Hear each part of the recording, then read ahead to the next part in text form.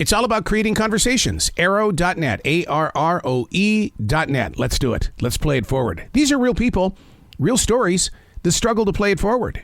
Episode number 455 is with Dr. Christian Gregory from The Right to Offend on A&E. Hello, good morning. How are you? Absolutely fantastic. Doctor, I hope you are enjoying your conversations with everybody today because you've got a word that needs to be heard. Absolutely. Thank you so much. And yes, very uplifting and feeling the love, Arrow. I got to tell you something, Doctor. Mark Maron, for the past couple of weeks, has been praising your father in the way that he communicated reality in a way that people could chuckle, they could learn more, and that this is an art form that has been lost. And then all of a sudden, here comes The Right to Offend.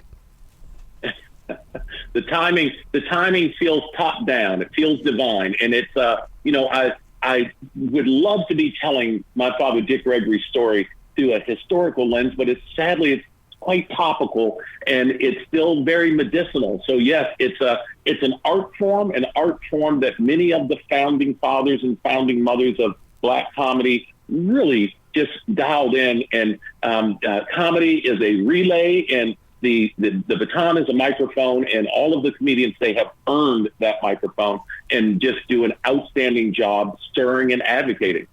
Why is it that we find trust in humor? Because I mean, there had to be lessons that your father sat you down and talked to you about saying, look, this is what you have to do, but this is the way you need to do it so that people will activate it.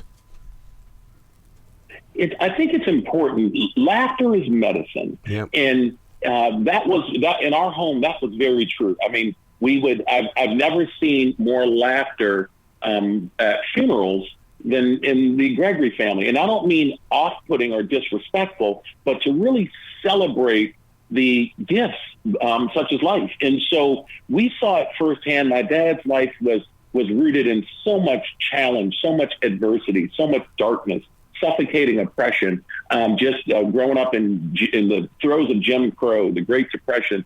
So his lens was very unique. So a lot of the isms and osms we deal with today are quite different. And so it's a disservice, and my dad would always point that out, it's a disservice not to acknowledge how much progress that's been made, but also realize and use those same tools, but the digital variation of those tools, to go out and do real meaningful work, because you have an obligation almost to go out and use your craft, use this blessing that's bestowed upon you to make things better for marginalized people specifically, but for all of humanity.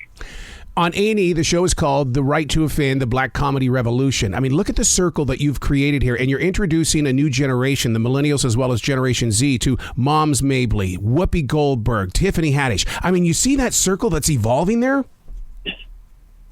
It's incredible. I've said many times, the list of who's not on it is a short list, because literally everyone is in this documentary, and they're all so clear. It's sobering how clear everyone is with what their intent, and also understanding their obligation and the shoulders that they stand on. So it's a special time for this documentary to air, and I think people, it's going to, obviously those of us who grew up on this, but as you pointed out, rightfully so, the younger generations, the millennials, the Gen Zs, to understand that this is the foundation that the comedians they grew up on and the comedians they enjoy, these are the shoulders they stand on, and it's important.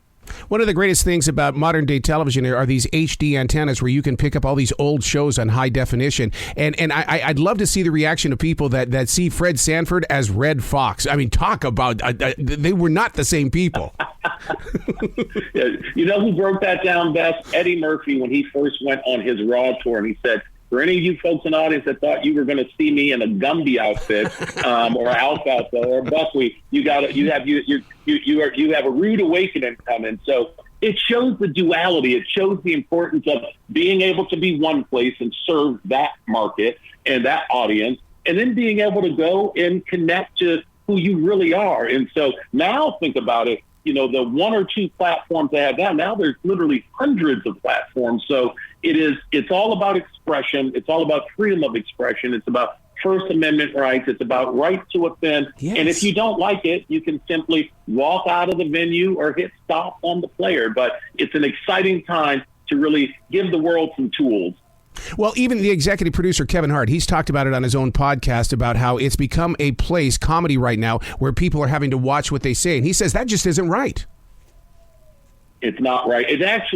It's detrimental. And I think if things come in cycles, I think it will burn out, but it's detrimental and it's a disservice. And I think it's important we calibrate this too. You know, the early 60s, when you got canceled, then you normally went missing. You normally were disappearing. It was a profoundly different time than what an analog canceling, profoundly different from a digital canceling. And so I think we can learn a lot from the adversity those founding fathers and founding mothers dealt with. And today's comedians, really, they do. Most of them are historians. You can tell by the interviews they give here that they're very clear on their history and they're very clear on the tools that they have. And it's just a matter of utilizing and taking care of their own minds. Because comedy is difficult work, and a lot of folks don't understand how much time and preparation goes into the simple delivery that uplifts us all. And so it's so medicinal. Because laughter continues to be excellent medicine. I got to tell you, the closeness of this show is very much deep inside my heart. The reason why is because you can go back and look at the schedule. Your father was scheduled to be in Charlotte at the Comedy Zone before we lost him, and it just made me dig deeper into his history and his story. And so to see the right to offend, this is a continuation of what he was moving forward. No question about it. My dad returned to comedy later in life. And part of that, I frequently say no country for old legends. As age and time and his health had started to deteriorate a bit, he wasn't able to keep his shows as on message. So a lot of the high school lectures got a little too colorful. So after a couple high schools called and complained, we shifted him. And no one tells Dick Gregory what to do. We just gently guided him back into comedy. And Dick Gregory and Paul Mooney went on the road together as the godfathers of comedy. And they weren't just telling old man jokes. It was ripped from the headlines. It was hilarious. It was still very topical. And they were still agitating. They're two of the best that have ever done it. So to get them as a dynamic duo together was special. So yes, he had 10 shows scheduled the week that he passed away, but he went out doing exactly what he wanted to do and would not have wanted it any other way. I'm so glad that you're part of this, Doctor, because this is going to change people in the way that they go back to the comedy clubs and stuff like that, and basically to understand that there was a journey that made This Night Tonight happen, and it required all of the comedians that you're talking about. Lots of sacrifice. The takeaway you'll get from this 2-part documentary event, you will see the sacrifice because we see them on stage. We don't see all the grueling hard work that takes place off stage. And this documentary does a marvelous job of connecting those dots. You're so right about that. My favorite place at a comedy club is the green room, before or after their show, because I get to hear some stories, dude. That's the place.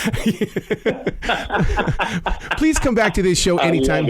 Come back to this show anytime in the future. The door is always going to be open for you. Ara, thank you so much. Take good care and enjoy the show. You be brilliant, okay, sir? As well. Thank you.